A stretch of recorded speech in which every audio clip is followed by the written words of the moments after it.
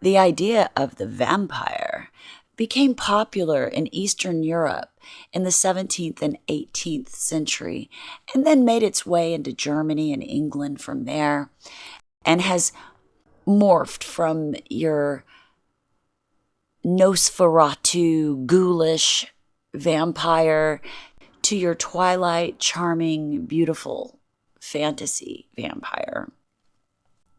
But the moral of the story never really changes. I was recently watching Dracula on Netflix, and it's the 3-part series. I really thought that was great. It was a lot of fun. But while watching it, I started to just notice some of the similarities between the dark energy and the dark energy attachments that we deal with on a regular basis in daily life, and the characteristics that are being displayed by the vampire.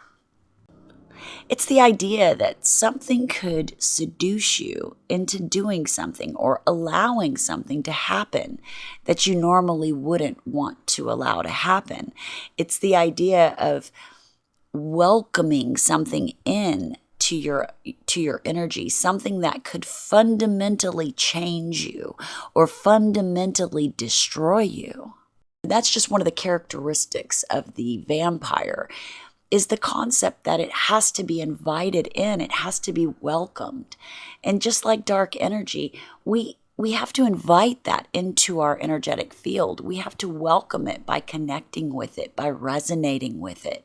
If it's not invited, it can't come in.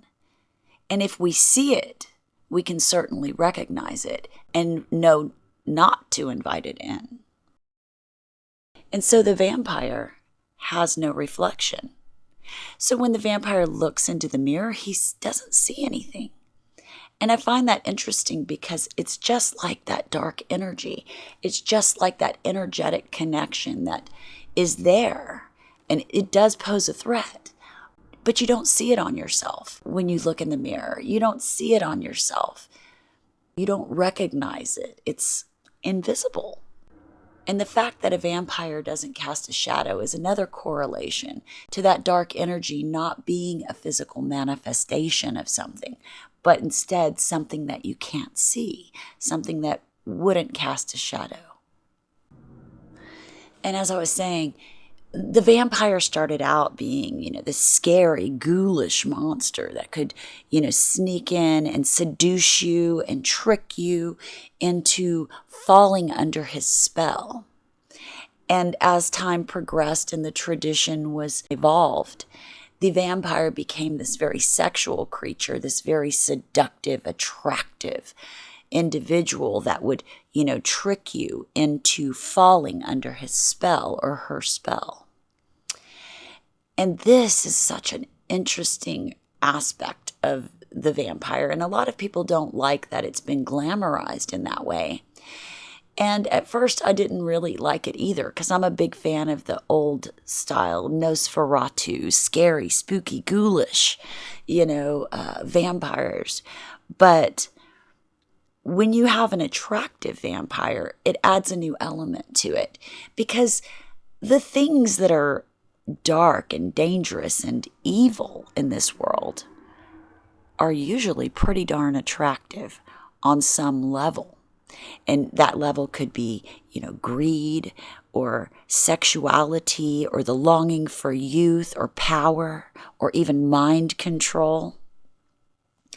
But the vampire can seduce you not only with his looks, because he appears to be so attractive and beautiful and wonderful, but he's really a monster, is a beautiful example of how dark energy and evil work.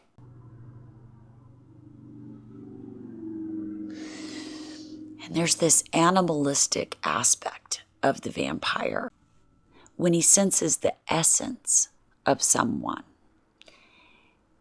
And I look at that like that's the vulnerability that you might carry, that might make you susceptible to something coming in on your energy. It would be that vulnerability, which is the essence of you. And that blood for the vampire can drive him into an absolute frenzy because of the desire for that blood, for the taste of the essence of their kill.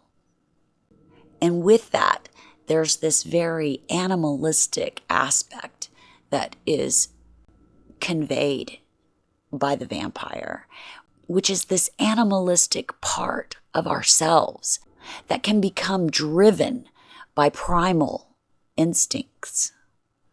And the idea that something could become so overwhelming that it could drive you into an absolute frenzy.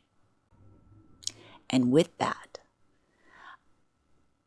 the vampire holds the power to kill its prey or to turn it. And so the desire for everlasting youth is born. The desire to never die, the desire to be young and beautiful forever is born through the bite of this vampire, allowing this vampire, or for the sake of our conversation, this energy to come into your life and to take a bite of you, to drink of your essence,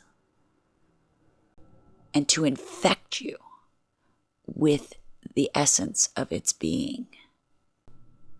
It would seem that something like that would be absolutely terrifying. But the fantasy of being young and beautiful and powerful outweighs the consequence of the virus and the evil and all that would ensue from the infection. And if you were to be bitten by a vampire and infected by his virus or whatever infects his soul, you would no longer be able to face the light of day. You would no longer be able to stand in the light. And there's a major metaphor in that, because this energy exists in darkness and it cannot exist in the light. And the way to destroy a vampire is to shine the light upon him, which is just like saying, shine the light of truth on darkness, and it will go away. You can fight this dark energy by shining the light on it. And by shining the light, that can carry many connotations, like looking at it and recognizing it and acknowledging it. And it can also mean having the light of creation and God and all that is good as a weapon against this darkness. You've got to get to the heart of the matter. You've got to get to the heart of the situation and drive the truth all the way through. And that is what that stake represents. It is the truth going through the heart of this darkness. When you look at this story, it's so seductive. And I think most people love a good vampire story because they're both sexy and scary and spooky and creepy. And I think that we relate to it on a very subconscious level. These manifestations of the vampire are manifestations of dark energy in our lives. And to fight that dark energy, it means to not welcome it in. To not welcome it in and to shine the light of goodness. And if you're always shining the light of goodness and not allowing that darkness to impede on your energetic field, and you're keeping and carrying the light of good within, then the vampire can never broach your door. I hope you guys enjoyed this video. Show support for the channel by hitting the red subscribe button at the bottom of the screen. Click the notification bell next to it if you'd like to receive notifications when I release new videos. I appreciate you all. Thank you for watching.